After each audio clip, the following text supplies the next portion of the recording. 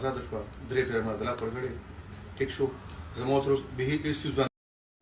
السلام علیکم ګراني مینوال زه فیضان ولستان یو ځل بیا حاضر مو دوستانو. اول تاسو د ورکوټ شانتي کلیپ وګورئ.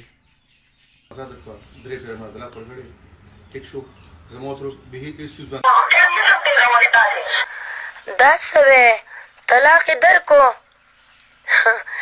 دا سکار دی کنه تا به دا سوچ پیله کړ. دوستانو تاسو چې دینو د ورکوټ شانتي کلیپ هم سایکلو دا چې دینو د مراد هغه خبرې وي. مراد چې دینو فاطمه ګل طلاق ورکو، بله خواته چې دی نو د فاطمه ګل او د نیلم ګل دا چې کوم خبرې شوي دي نو نیلم ګل ته فاطمه ګل دا وایي چې مراد راله طلاق راکو.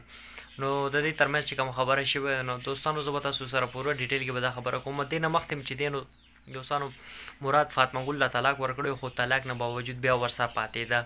نو هغه په څه وجه باندې پاتې ده تاسو ته هم پته ده، ولې چې د دې یو بل نه بغیر ګزاره نه کیږي. نو د دې کار چې کوم دی هغه تاسو ته خبره ده د ډومتوب هغه دی.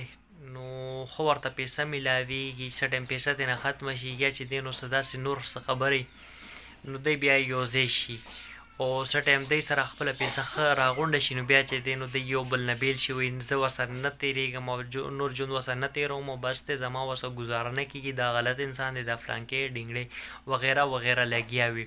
نو دا چې دی نو د عادت نه مجبوره خلک دي، د دی څه دین ایمان نشته یا د دی چې دی نو څه نور څه کار روزګار دی او بس هم د دی دا خبرې دي، همدا د دی کارونه دي.